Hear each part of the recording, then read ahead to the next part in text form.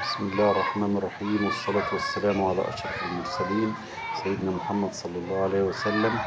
أهلا ومرحبا بكم في فيديو جديد. النهاردة بإذن الله هنتكلم عن إعارة كهرباء وإنهم يدمرون الأهل. أنا رأيي إن إعارة الكهرباء خطأ جسيم وجريمة ترتكب في حق النادي الأهلي. ليه يا جماعة؟ أنت ما عندكش غير وسام أبو علي، وما عندكش اي حد يقدر يقوم بدور راس الحربة غير كهربا، ومع ذلك حضرتك بكل بساطة حتى لو جبت مهاجم تاني انت تلعب اكتر من 65 مباراة في الموسم بثلاث لعيبة. انت السنة دي كنت بتلعب كل يومين والتالت يومين والتالت، السنة دي هيبقى اكتر وهتلعب، والموسم يمتد معاك تاني لحد بعد كاس العالم للأندية. يعني انت محتاج على الاقل خالص 3 مهاجمين او 4 مهاجمين كمان عشان تقدر تعمل التدوير وتقدر تلعب. انت هتخش في مطحنة من اول ما تبتدي. شوف انت من اول جرماهيا، بعدين ترجع، بعدين السوبر، بعدين الدوري، بعدين الدوري الافريقي، بعدين دوري الابطال، وبعدين مش عارف ايه، وبعدين وده غير الماتش بتاع المنتخبات في ايه. فارجو الناس للاسف الشديد معرفش كولر يدمر الاهلي. وجهة نظر كولر يدمر الاهلي بالموافقه على اعاره كهرباء للحزم السعودي. كلام فاضي. احنا رايحين نجيب كهرباء النهارده ندفع فيه 3 مليون دولار. انت بتروح تشوف ارقام يا جماعه. انت بتروح لعيبه اقل منه بتدفع له، يقول لك عايز تدفع له 2 مليون دولار ولا 3 مليون، وكل شهر وكل سنه مليون ولا مليون ونص دولار. في ايه؟ احنا ليه شفنا عبد القادر لما مشي مكسر الدنيا، وبتدور دلوقتي على جناح بابره مش لاقي. في ايه يا جماعه؟ ما ينفعش. لازم إدارة الأهلي تبقى إدارة واعية وما تسمعش الكلام كولر.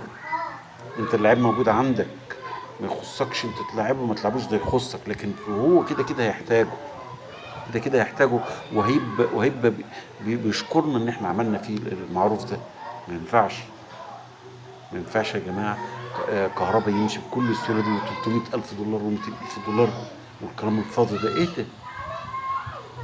فيه لعيب زي كهربا بارقام دي جاب 45 هدف مع الاهلي، ولعب اكتر من كام 150 مباراه، ولعب ولاعب دولي سابق. كل ده بتقول لي 300,000 200,000؟ ايه اللي زي ما كنت عايز برضو تمشي تاو ومفيش عندك حد. فين الاجنحه؟ يعني كنت عايز تمشي كهربا دلوقتي في ميزه انك انت ممكن تلعبه جناح.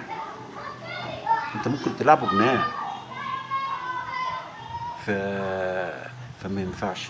فما ينفعش آه، اللي بيحصل ده. لابد ان النادي الاهلي يقف والفرقه تقف والناس تقف له وتقول له لا، اللعيبه موجوده معانا، دي قوام فرقه بتتبني بقالها سنين. انت بتتكلم في ايه؟ الفرقه دي وصل 5 نهائي دوري الابطال. يعني انت لو ما مشيتش حد كان كفايه.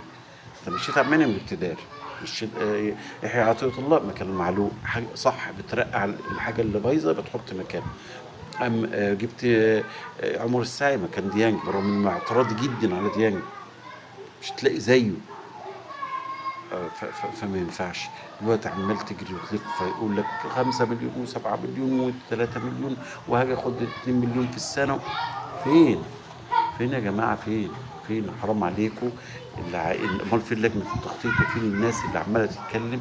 انا بتكلم من هنا، بقول يا جماعه ما ينفعش النادي الاهلي، النادي الكبير العظيم ده يبقى يديره فرد. انت بتتكلم في ايه؟ في مين؟ الخطيب معاك رئيس النادي. ما ينفعش. ما ينفعش نقعد نقول لك اصل كولر وعشان خد. طب ما انا اللي مديله الادوات اللي ياخد بيها. لما تشيل الادوات دي هتعمل ايه؟ ما ينفعش. انت تدعم، دعمت الحاجات اللي ناقصاك. انت عندك مشكله في الجناح دلوقتي، وعندك مشكله في راس الحرب. الاثنين دول تدعم. مش همشي تاني. يعني كان المفروض ما مشيتش عبد القادر، وكان المفروض اجيب على عبد القادر. مشيت عبد القادر دلوقتي مش عارف اجيب جناح، وفي نفس الوقت عايز امشي كهربا. ممكن استغله جناح، ممكن استغله راس حرب اصلا جناح. فما ينفعش يا جماعه الناس كده. ارجو ان انت الناس تقول له لا، لعيبتك اهيت والناس بتوعنا همت، استغلهم واحنا بننفعه اكتر ما انتم. اشكركم السلام عليكم ورحمة الله وبركاته. أتمنى يكون الفيديو عجبكم، وإن شاء الله بإذن الله التوفيق للنادي الأهلي. شكرا.